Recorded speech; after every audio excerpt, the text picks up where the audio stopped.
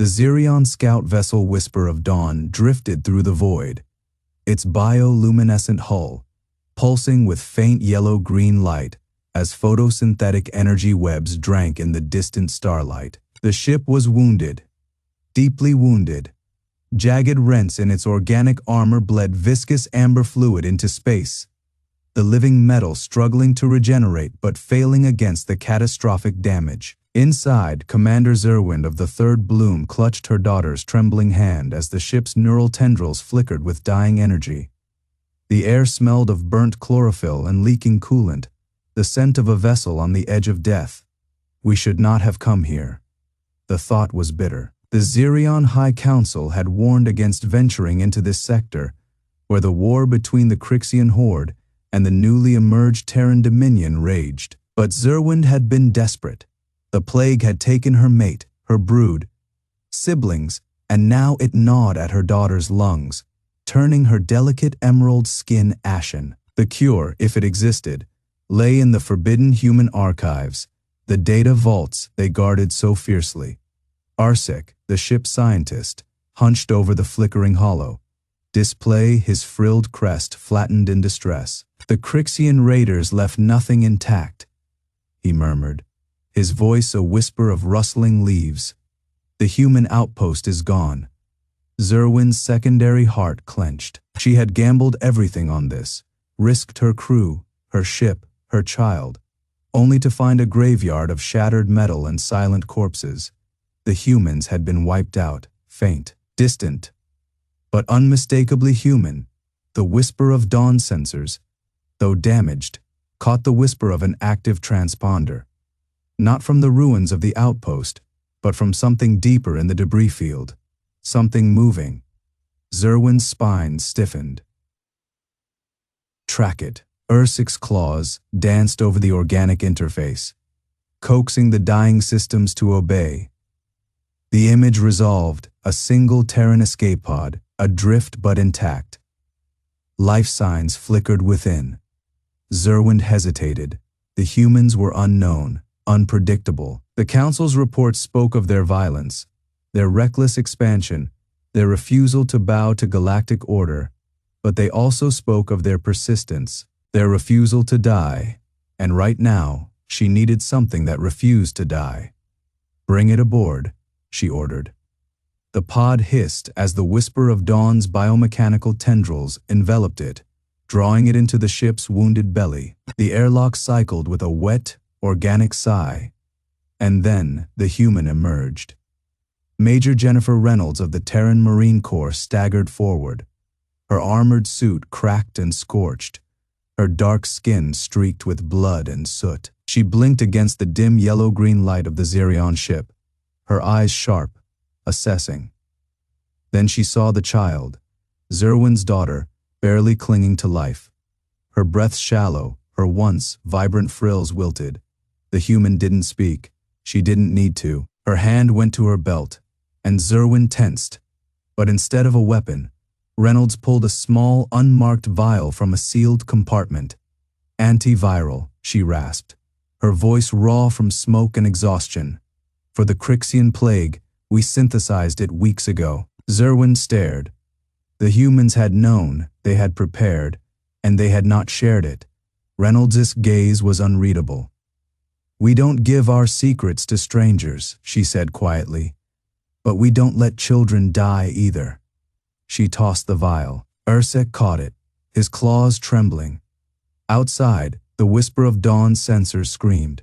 The Krixian raiders had returned, and they were coming for the last human. Section Fae.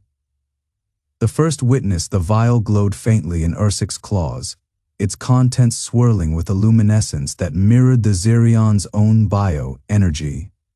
Yet this was different. Xerwind's daughter coughed, a wet, rattling sound that sent a tremor through the commander's frills. The Krixian plague was eating her alive, dissolving her from within, turning her vibrant emerald flesh ashen. The human had given them the cure, not out of diplomacy, not out of fear. Because of the child, Ursic's neural tendrils flickered in agitation as he analyzed the vial. His scientific mind raced, dissecting the implications. The humans had known about the Krixian bioweapon before it had even been deployed. They had countered it before the first Xerion had fallen ill. That meant surveillance. That meant infiltration. That meant the humans had been watching the Xerion Empire for far longer than anyone had suspected. Outside, the whisper of dawn shuddered as another impact rocked its organic hull.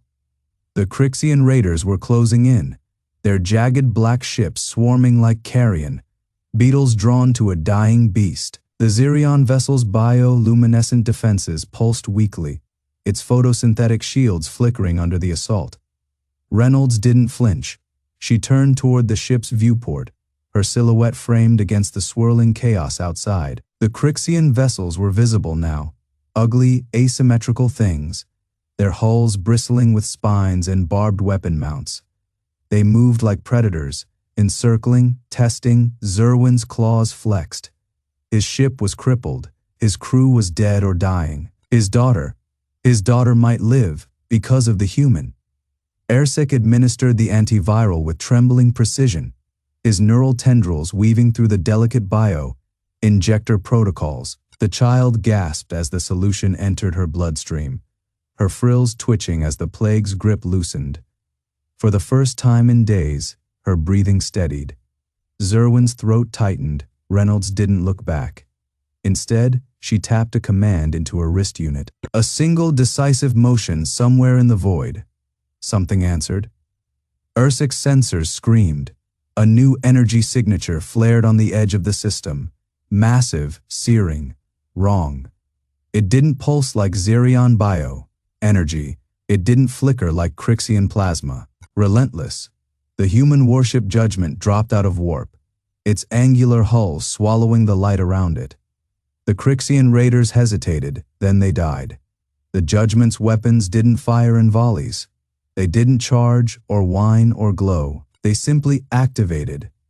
Beams of cobalt energy lanced out, precise, surgical, carving through Krixian hulls, like a scalpel through flesh. No wasted motion, no hesitation, just annihilation. Ersek's neural tendrils went rigid. This wasn't warfare. This was erasure. The last Krixian ship detonated in a silent burst of molten debris, its death throes casting jagged shadows across the whisper of dawn's viewport. Silence settled over the wreckage. Reynolds finally turned back to them. Her eyes were hard. "Now," she said softly, "we talk." Xerwind understood. Then, the cure had not been a gift. It had been a demonstration. The humans had let the Krixians attack. They had let the Xerion suffer. Now they had shown exactly what happened to those who threatened what they protected. Ersek's voice was barely a whisper. "What are you?" Reynolds smiled. It wasn't comforting. "Necessary," she said. Outside, the Judgment loomed, its guns still humming. Like the humans had been all along. The wreckage of the Krixian fleet drifted in the void, a graveyard of twisted metal and cooling plasma. The whisper of dawn's sensors painted the destruction in pulsing yellow-green luminescence, the energy signatures flickering like dying embers. Xerwind's claws flexed against the organic fibers of his command chair, the tension in his muscles refusing to uncoil. He had seen war before. This was something else. The human warship, Judgment, hung motionless beyond the debris field, its angular hull absorbing the dim starlight rather than reflecting it. It was a predator in repose, its guns dormant, but its presence alive, a coiled thing, breathing in the silence. Ersek's neural tendrils trembled as he analyzed the aftermath. The Krixian vessels hadn't just been destroyed, they had been disassembled. Railgun rounds had punched through their cores with surgical precision, leaving behind hollowed out husks. Plasma burns scored the wreckage in fractal patterns, as if the very energy had been directed, not merely unleashed. This was not the work of a species that fought for conquest. This was the work of a species that fought to end things. Xerwind's secondary eyelids flicked shut for a moment, shielding his vision from the glare of a dying reactor. The humans had let the Krixians attack. They had waited, watched, and then annihilation. A single act of mercy, followed by an absolute refusal to tolerate further threat. Ursic's voice was a whisper, barely audible over the hum of the Whisper's living systems. They could have intervened sooner. Xerwind didn't answer. He didn't need to. The humans had made their point. Major Jennifer Reynolds stood at the center of the Judgment's command deck, her hands clasped behind her back. The holographic display before her showed the Xerion vessel, its smooth vine, like architecture pulsing with faint bioluminescence, its energy signatures weak but stable. She had seen the logs. She knew what the Krixians had done. The attack had been brutal. The Xerion were not warriors. Their technology was elegant, symbiotic, grown, not forged. Their ships were living things, their weapons designed for deterrence, not slaughter. The Krixians had torn into them like wolves into lambs, and the humans had watched, not out of cruelty, out of necessity. Reynolds exhaled slowly. The galaxy was vast, and most of it was indifferent. The Xerion had been lucky. Lucky that the Judgment had been nearby. Lucky that humanity had a long, long memory when it came to the strong preying on the weak.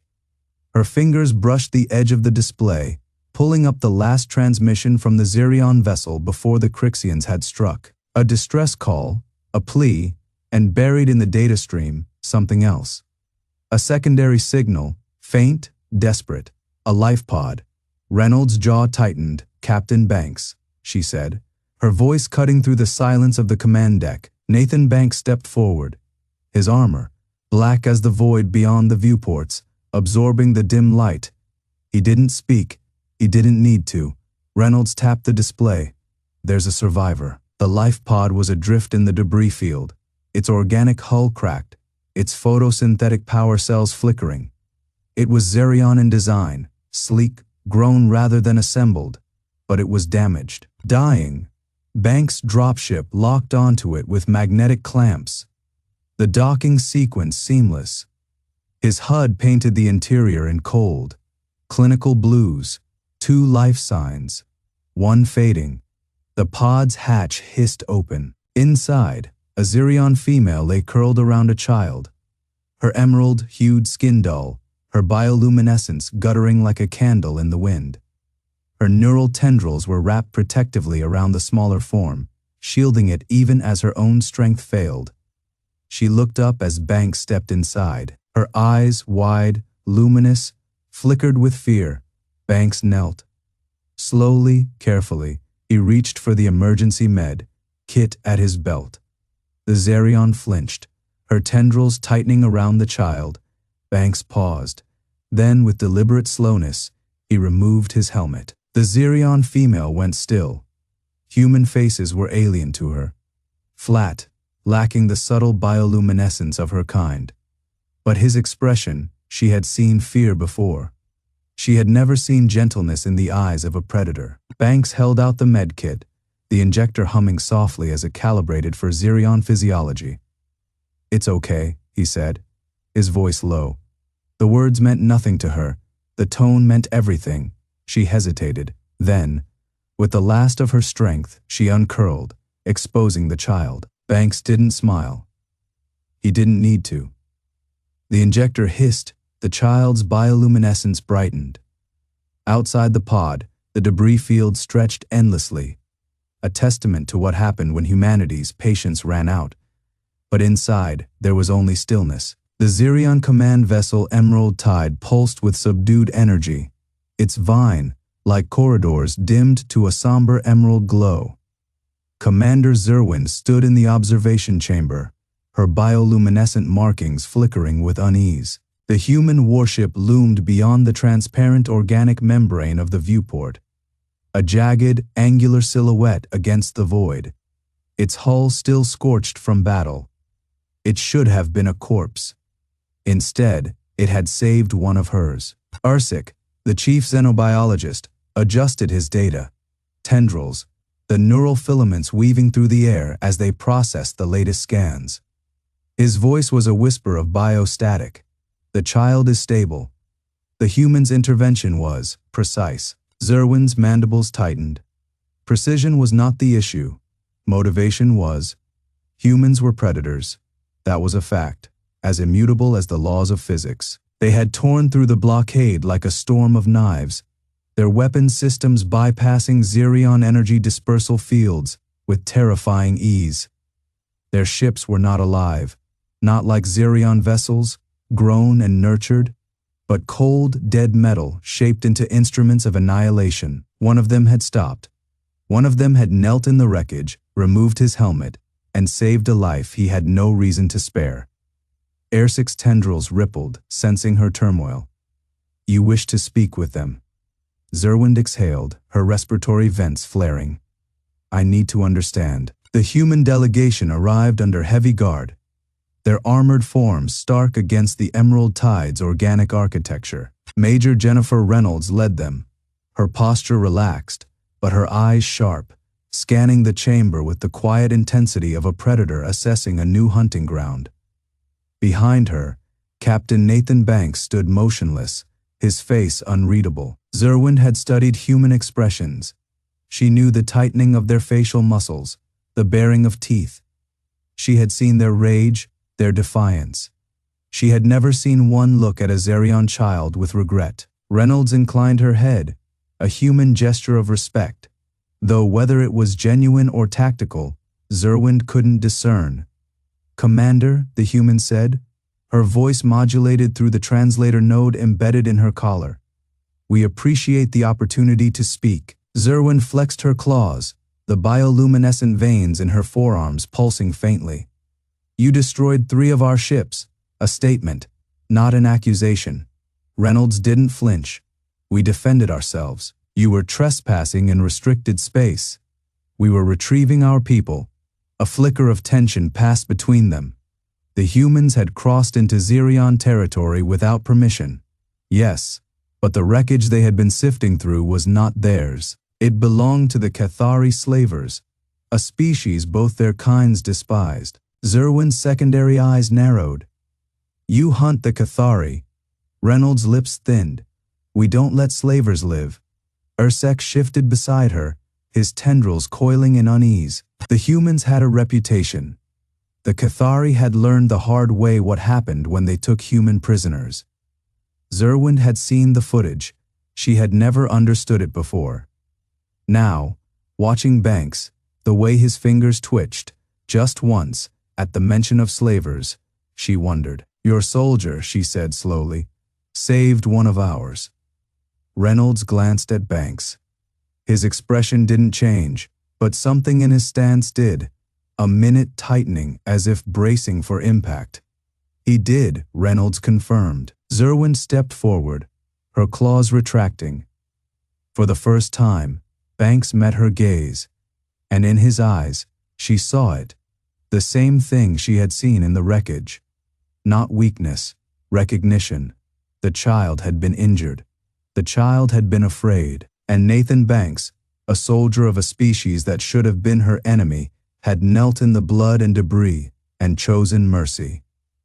Reynolds exhaled, her voice softer now, because it was the right thing to do. Silence filled the chamber. Outside, the human warship waited, its weapons cold but its engines humming with latent power. Xerwind looked at Banks, then at the data. Stream Xerxec projected, the child's vitals, steady and strong. She made a decision. "We will escort you to the border," she said. "No further hostilities." Reynolds nodded once. Banks said nothing, but as they turned to leave, Xerwind caught the slightest tilt of his head, not to her, to the medical wing where the child was recovering. Xerxec's tendrils shivered. "They are not what we believed," he murmured. Xerwind watched the humans go, her bioluminescence flickering in the dim light. They were so much worse, because now she could not hate them. That changed everything. The Xerion escort ships pulsed with uneasy light as they flanked the human vessel through the void. Their organic hulls shimmered with yellow-green bioluminescence, veins of photosynthetic energy flickering like nervous heartbeats. Commander Xerwind stood at the observation deck, her clawed fingers resting against the living membrane of the viewport. The human warship loomed ahead, a brutal, angular silhouette against the stars, its armor scorched from battle, but its engines humming with quiet, relentless power. It should have been a prisoner convoy. Instead, it was an escort, and she had ordered it. Ursic's tendrils coiled in agitation beside her, his emerald eyes fixed on the same sight. "They could have slaughtered us," he murmured. "Their weapons were live, their soldiers were armed, and yet they knelt." Xerwind finished. The memory burned. Major Reynolds, her uniform streaked with alien blood, kneeling in the wreckage of a Xerion medical bay. Captain Banks, his rifle still hot from combat, standing guard. Not as a conqueror, but as a shield. They had fought like demons, yes. But when the moment came, they had chosen mercy for a child. For her child, Ursic exhaled, his bioluminescence dimming. The data doesn't lie. Their medical protocols, their neural mapping, their cellular regeneration, it's beyond anything we've seen. They didn't just stabilize the youngling, they repaired her. Xerwind's claws flexed. That was the true horror, not the guns, not the armor, the precision. Humans were supposed to be brutes, reckless, emotional, flailing against the dark with crude tools. But the scans didn't lie. Their technology was a nightmare of elegance and brutality, woven together with terrifying efficiency. Their warship wasn't just a weapon, it was a scalpel, and they had used it to save. A chime echoed through the chamber. The human vessel was signaling. Not a threat, not a demand, a request. Reynolds wanted to speak. Xerwind hesitated. Then she activated the comb. The human commander's face flickered into view, her expression unreadable. No gloating, no triumph, just exhaustion. And something else, something that made Xerwind's spines tighten. "We're transmitting medical data," Reynolds said. "Everything we used to treat your people, no restrictions." Ursic stiffened. "Why?" Reynolds didn't blink. "Because next time, you might not need us to save her." Then the transmission ended. The data stream flooded in, neural stabilizers, organ repair algorithms, even the genetic templates for human biofoam. Ursic's tendrils trembled as he parsed it, his voice hollow. This is years of research. Decades. They're just giving it to us." Xerwind stared at the human warship. Not giving. And that was worse, because now she understood humanity wasn't just strong. It was generous. And generosity, in the wrong hands, was the most dangerous weapon of all. Outside, the stars burned cold and distant, and the human ship sailed on, Section Fae. The first war they remembered, the Xerion archives called it the First Reckoning, the moment their species learned the true weight of human memory. Xerwind stood in the observation blister of her flagship, Emerald Tides, her bioluminescent veins pulsing in time with the ship's organic rhythms.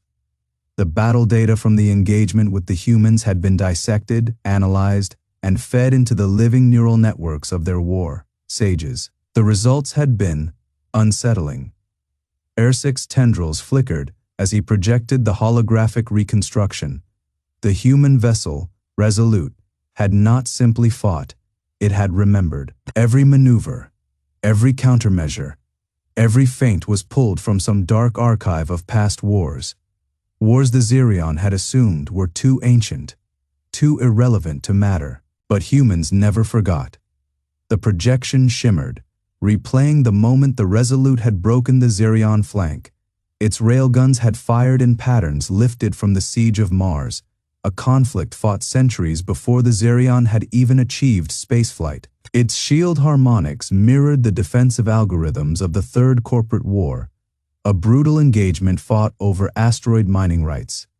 Even its boarding drones moved with the same pack, hunting tactics used in the jungles of old Earth.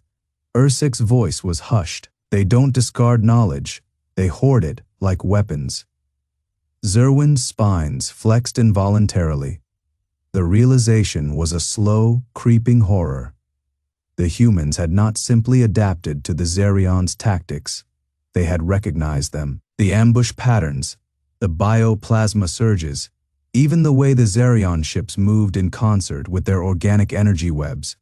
All of it had been seen before, in some form, in some war long past, and the humans had kept those lessons. A new transmission arrived, not from the Resolute, but from a deeper, older vessel, its hull scarred with the marks of 100 battles. The message was simple, a single data packet, unencrypted. Ursic's tendrils recoiled as he parsed it. Battle records from their first interstellar war. The footage was grainy, fragmented, but unmistakable. Human ships, primitive by modern standards, fighting a desperate holding action against an unknown aggressor. The tactics were crude, the losses catastrophic, but even then, the patterns were there. The feints, the sacrificial plays, the way they lured enemies into kill zones with wounded vessels. Xerwind watched as a human cruiser, its engines crippled, deliberately let itself be boarded, only to detonate its core the moment the enemy's flagship moved in to claim it. Ursic whispered. They were doing this before they had FTL. The projection froze on the final image, a human soldier bleeding out in zero gravity, manually triggering a warhead as enemy boarders closed in. His face was calm, resigned. Xerwind's blood chilled. She had seen that expression before, on Reynolds, on every human who had ever stood between her and victory. The transmission ended with a single line of text, translated into Xerion glyphs. We remember, do you? Outside. The void stretched endlessly, cold and indifferent, and somewhere in the dark, humanity waited. Remembering, the silence in the command chamber was thick, viscous, like the slow drip of sap from a wounded tree. Xerwind's bioluminescent veins pulsed erratically, casting jagged shadows across the organic curves of the chamber walls. The projection had ended, but the weight of it lingered, an invisible pressure against her carapace, against her mind. Ursic stood motionless beside her, his frilled crest flattened in distress. His secondary eyes, small glistening orbs embedded along his temples, flickered with rapid, involuntary scans, as if his body refused to accept what they had just witnessed. They were doing this before they had FTL. The words coiled in Xerwind's chest like a parasite. She had seen war. She had waged it, commanded fleets that scoured worlds of resistance, crushed rebellions with the clinical precision of a surgeon. But this was something else. Humanity did not fight like soldiers. They fought like memory, like vengeance given form. Her claws flexed, scraping against the living metal of the command console. The data was undeniable. The patterns, the tactics, they were ancient, older than the Xerion's first contact with these creatures, older than their own recorded history. And yet, they had been preserved. Remembered, Ursic's voice was barely a whisper, his vocal sac trembling. They do not forget, not a single battle, not a single loss. Xerwind exhaled, her respiratory vents flaring. She had dismissed the humans as reckless, as impulsive creatures, too consumed by their own emotions to strategize beyond the immediate. But now she understood, their recklessness was not a flaw. It was calculation. Every sacrifice, every retreat, every desperate last stand, they were not acts of desperation. They were lessons. Lessons etched in blood and fire, passed down through generations, refined into an art form so brutal it bordered on reverence. Outside the viewport, the void yawned, infinite and uncaring. Somewhere in that darkness, human ships lurked. Remembering, Ursic's tendrils twitched as he accessed another data stream, his voice hollow. Their archives, they are not just records, they are alive. Xerwind turned. Explain, he gestured weakly to the holographic remnants of the projection. Their historical databases, they are not static. They are interactive, simulated. Every battle, every defeat, every victory, they relive them, train in them, modify them. They do not just study history, they inhabit it. A cold ripple passed through Xerwind's exoskeleton. That was why their tactics felt familiar. That was why their responses were so precise. They had already fought this war 1,000 times, 1,000 ways, and they had never stopped. Xerxic's voice cracked. They do not just remember the past. They prepare for it. For us. Xerwind's mandibles tightened. She had thought the humans unpredictable. She had been wrong. They were the opposite. They were inevitable. The comms array pulsed suddenly, a sharp flare of yellow-green light. A transmission. Xerwind hesitated only a moment before activating it. The hologram resolved into the face of Major Jennifer Reynolds. Her expression was calm. "Commander Xerwind," she said, her voice steady. "We need to talk." Behind her, the dim glow of a human warship's bridge flickered, its walls lined not with the smooth organic curves of Xerion design, but with jagged, reinforced plating, and in the shadows, barely visible, stood Captain Nathan Banks. His eyes never left Xerwind, and in them, she saw the same thing she had seen in the projection, the same thing she had seen in every human who had ever stood against her, and the weight of forever. The holographic image of Major Jennifer Reynolds flickered in the dim glow of Xerwind's command chamber, casting jagged shadows across the smooth vine, like architecture of the Xerion bridge. The human's face was unreadable, not blank, but contained, as if every possible emotion had been compressed into something too dense to decipher. Xerwind's secondary heart pulsed faster, sending a ripple of emerald bioluminescence through the veins beneath her chitinous plating. She had faced countless species in battle, had seen warriors scream and fleets burn, but nothing unsettled her like the quiet of a human who had already decided. Behind Reynolds, the human warship's interior loomed like a wound in the universe. Its walls were not grown, not lived, in like Xerion architecture, but forged, layered with brutalist plating, scarred by combat, reinforced by necessity. And there, half shrouded in the gloom, stood Captain Nathan Banks. His presence was a silent weight, an unspoken promise. His eyes, those eyes, held something Xerwind had only ever seen in the oldest of her kind. Not just recollection, but the kind of memory that calcified into instinct, the kind that turned history into reflex. Reynolds spoke again, her voice measured. "We don't want this fight." Xerxic, the Xerion scientist, shifted beside Xerwind, his tendrils coiling in unease. His bioluminescence dimmed, a subconscious reaction to tension. He had studied humans, had dissected their psychology, their technology, their limitations. But this was something else. Xerwind's mandibles flexed. "Then why are you here?" The hologram flickered as Reynolds exhaled, a slow, deliberate breath. "Because you don't understand what you're doing." A pause. The air in the chamber thickened, the organic energy webs pulsing slower, as if the ship itself was holding its breath. A data packet transmitted. Xerxic's tendrils snapped forward, interfacing with the ship's systems before Xerwind could react. The hologram dissolved, replaced by a star map. But not just any map. A history, systems marked in red, colonies erased, not by war, not by invasion, by silence. Xerwind's secondary heart stuttered. These were dead zones, places where civilizations had risen, thrived, and then vanished. No wreckage, no signals, just absence, and at the edge of each, a signature. Faint, almost imperceptible, but unmistakable once seen. The same energy pattern now creeping through the outer rim. The same pattern humming at the edge of Xerion space. Xerxic made a sound like a dying vine, his bioluminescence flickering erratically. This is impossible. These systems were lost to natural decay. The records, Reynolds, cut him off. The records are wrong.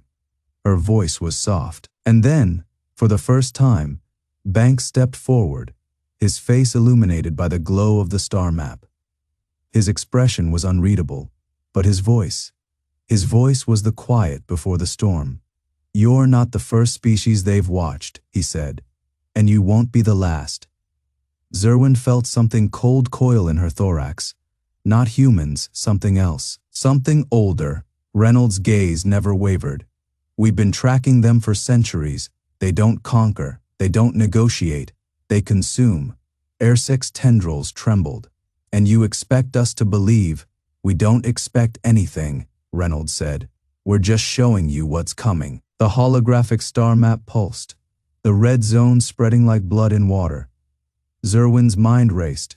This could be a trick, a deception, but the humans had no reason to lie, no reason to warn, unless they had seen this before, unless they had fought it before. Banks' eyes locked onto hers, and in them, she saw it again, that endless, terrible memory. And she understood, this wasn't an offer of peace. It was an offer of survival. The chamber's energy webs flared suddenly, a surge of yellow-green light as the ship's systems registered an anomaly. Ersek's voice was a whisper. "Commander." Xerwind turned. The sensors displayed it clearly, a distortion at the edge of the system, moving closer. Reynolds' voice was the last thing she heard before the transmission cut out. "Decide fast." Section Fae. The choice the darkness lasted only a moment before the Xerion ship's emergency protocols activated, bathing the command chamber in a pulsing amber glow. The energy webs lining the walls flickered erratically, their rhythmic pulse now jagged with interference. Xerwind's claws dug into the armrests of her command throne, the organic metal groaning under the pressure. Ersek was already at the sensor array, his tendril, like fingers moving frantically across the bioluminescent interface. The data streamed in fractured bursts, corrupted, incomplete. But enough. Something was coming. The distortion at the system's edge had resolved into a shape. No, not a shape, a tear.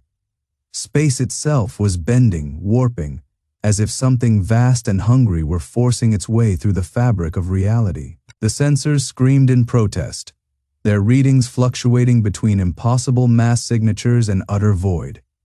Xerwind's secondary eyelids flicked shut for a heartbeat, a reflexive defense against the sudden surge of dread coiling in her gut. She had seen this before, not in battle, not in any recorded conflict, but in the oldest Xerion prophecies, the devourer between stars, a myth, a nightmare, and the humans had known.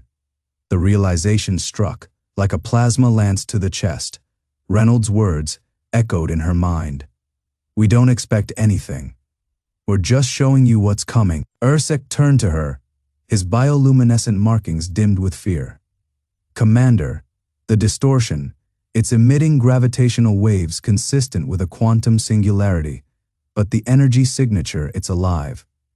Xerwind's crest spines flattened against her skull. The human transmission had cut out, but their warship was still there, hanging in the void like a silent sentinel. She had dismissed them as reckless, as impulsive, a young species playing with forces they couldn't comprehend. But now, faced with the abyss unraveling at the edge of her system, she understood the truth. The humans weren't reckless. They were prepared. A proximity alert shrieked through the chamber. The tear in space convulsed, and then spat something out. But not like any ship Xerwind had ever seen. It was jagged, asymmetrical, its hull a shifting mass of blackened tendrils and pulsating veins. It moved without thrusters, without propulsion. It simply slid through the void, as if space were water, and it the predator gliding beneath the surface. The Xerion scanners recoiled from it, their organic circuits seizing as they tried, and failed to categorize what they were seeing. The ship emitted no heat, no radiation, no energy signature beyond a faint, sickly pulse, like a heartbeat. Ersek's voice was barely audible. "It's scanning us." Xerwind's blood ran cold. The human warship, indomitable, reacted instantly, its massive rail cannons swiveled, locking onto the intruder with terrifying precision. Plasma conduits flared along its armored flanks, and for the first time, Xerwind saw the true scale of its weapon systems. Not just guns, not just missiles. The humans had built their ship like a fortress, yes, but also like a trap. Every inch of its hull concealed secondary batteries, point defense grids, and something else. Something that made the Xerion sensors stutter in confusion. Nanite dispersal pods, viral warheads, and at its core, a reactor humming with a frequency that resonated wrong against the fabric of space. The alien vessel pulsed again. Then it lunged. It crossed the distance between them in less than a heartbeat, tendrils lashing out like whips of liquid shadow. The Xerion shields flared and shattered on contact. The impact sent the ship spinning, artificial gravity struggling to compensate. Alerts blared. Crew screamed. Xerwind clung to her throne, her mind racing. They couldn't fight this. They couldn't even understand it. A searing, blinding lance of blue, white energy sliced through the void, striking the alien ship dead center. The Indomitable had fired, not with railguns, not with plasma, with something worse. The beam didn't just pierce the enemy hull, it unraveled it. The blackened tendrils writhed, their substance peeling apart at the molecular level, dissolving into screaming static. The alien ship convulsed, its pulse stuttering into erratic, panicked bursts. For a single breathless moment, Xerwind thought it was over. Then the tear in space ripped wider, and something else began to emerge. Ursic's voice was hollow. There are more. Xerwind's claws flexed. She had a choice: trust the humans or die. She opened the comm channel. Reynolds, help us. The response was immediate. A single word, heavy with the weight of centuries of war. Then the Indomitable's engines ignited, not to flee. And Xerwind understood, at last, why the humans had survived. They didn't just fight monsters, they hunted them. The void between stars was never truly silent. Xerwind knew this now.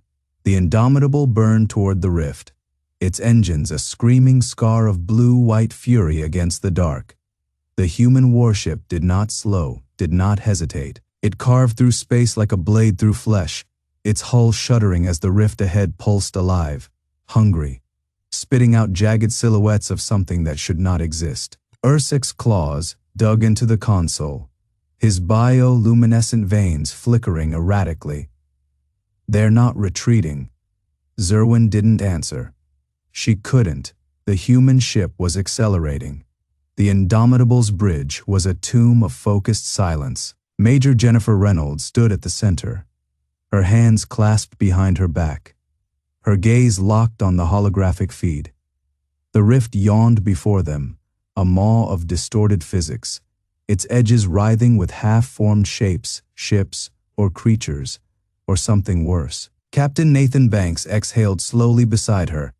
They're not stopping. Reynolds didn't blink. No. The tactical display flared as the first of the emerging vessels solidified, a nightmare of jagged, organic angles, its surface shifting like liquid shadow. Sensors screamed, shields buckled under the weight of its mere presence. Banks' fingers hovered over the firing controls. Orders? Reynolds tilted her head, just slightly, then she smiled. Burn them. The Indomitable's weapons awoke, not in volleys, not in measured, tactical strikes. Plasma lances seared through the dark, carving glowing wounds across the enemy hulls. Railgun slugs punched through twisted metal at relativistic speeds, detonating in blooms of shattered reality. And then, the Indomitable's secret, the weapon the humans had never named. The beam lanced out, a thread of screaming white, and where it touched, the enemy unfolded. Matter dissolved, energy unraveled, the rift itself shrieked, its edges fraying like torn fabric. Xerwind's breath caught. This wasn't war. This was erasure. Ursic's voice was a whisper. They're killing it. Xerwind didn't respond. She couldn't. The human ship was inside the rift now, its hull groaning under forces no vessel should survive. And yet, it fired again. The beam struck the heart of the anomaly. The universe screamed, a detonation of impossible brilliance, swallowing the rift, the enemy, the Indomitable itself. Xerwind's ship trembled, its systems flickering in the wake of the blast. The rift was gone. The enemy was gone. The Indomitable was gone. Ursic's claws trembled. They didn't even try to escape. Xerwind closed her eyes. She understood now. Humans did not fight for glory. They fought for names, for the dead they carried with them, and when the choice came, they would always charge. The comm crackled, a single broken transmission, a voice, Banks, rasping through static. Tell them we remembered. Then silence. True silence. Xerwind bowed her head, and for the first time in her life, she mourned for humans. The void was still. Xerwind's ship drifted in the aftermath, its sensors sweeping the empty space where the Indomitable had been. No debris, no wreckage, no trace, only silence. Ursic's voice was hollow.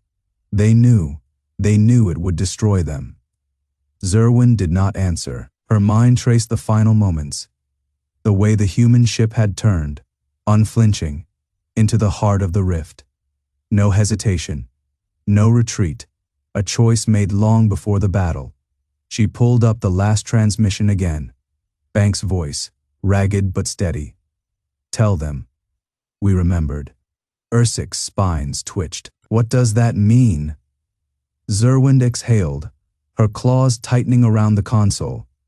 She understood. The humans had not fought for survival, not for conquest, not even for victory. They had fought for the dead, for the names etched into their hulls, their weapons, their bones. Ursic turned, his frills flickering in agitation. We should report this. The High Command must know. No. Xerwind's voice was quiet. Xerwind activated the ship's logs. One command. Erase all records of the engagement. Ursic recoiled. You can't. This changes everything. The rift, the weapon, the humans. Xerwind turned to him, her eyes burning. Do you think the High Command will listen? Do you think they will understand? Ursic hesitated. They would see only the weapon, the power, the threat. They would not see the names. Xerwind turned back to the void. Let them be forgotten, she murmured, until the galaxy was ready to remember. The ship turned, leaving the silence behind, and somewhere, in the dark, the stars burned a little brighter.